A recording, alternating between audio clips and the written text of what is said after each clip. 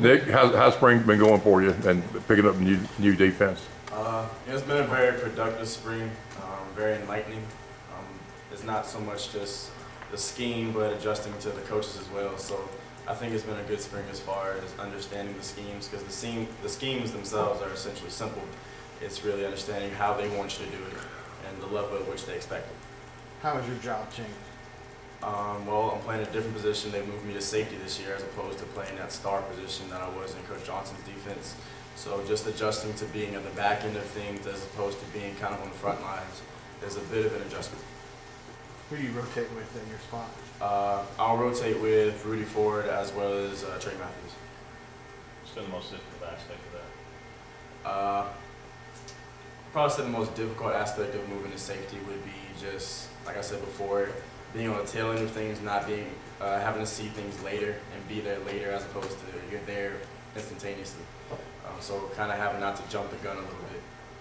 How much does the communication or the hand signals and things like that you guys do kind of change when you're that further back? You have to communicate more, I guess, with the guy in front of you, whereas the second level you're kind of communicating backwards. So does that change? The hand signals kind of change as far as now the linebackers are depending on you as far as where you're rotating, where your coverage will end up being on, who you're rotating to, which side, who's coming down. So they're all now depending on you as opposed to, okay, I'm looking back at my safety, asking him what he's doing. Now they're looking at me, asking me what I'm doing. So that's the only difference. Have you gone against Jason Smith at all? I've had my fair share of encounters with him so far. How's he doing? He's going to be a great one. He's very elusive. He's very shifty. He's got a lot of speed and got good hands. So he's a good receiver for us, and he's a joy to match up with on a daily basis. Can you talk about the scrimmage Saturday and how you thought the defense played? I think defensively we're progressing. We have a very long way to go. The biggest room in the world is room for improvement. So we'll never feel like we've reached the point where we're the best in the country. It was we provided a lot of good effort. We put some good things on tape, but at the same time, there were a lot of mistakes. There was a lot of mental errors that we have to correct. So I think going forward, we'll take the good and kind of put those aside and focus on the negatives. How has T-Rob been as a position coach for you? He's definitely changing pace from Coach Cheese.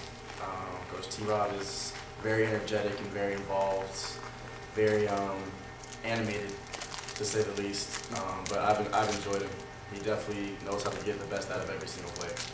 What are kind of your personal expectations for the upcoming season? I'm kind of a perfectionist, so I mean I expect to be the best in the country. No one expects to go in saying, "Oh, we're less than the best." I believe that we have the talent and that we have the coaches to be the best in the country, assuming that we put in the work and that we continue to get better and not get complacent. So my expectation would simply be to be the best. You were ejected from a game last year, isn't that right? Like Yes. for kind of an iffy call. Yes, sir. It was a targeting situation, right? Yeah. Do you feel like it kind of adds to your reputation in a way that you're like, a bad man, or do you just kind of shy away from that? I try not to rely on that. I try to every day go out and prove that that it doesn't matter. Each play is a different play. I got ejected one play, but the next play I could have got burned on a deep route.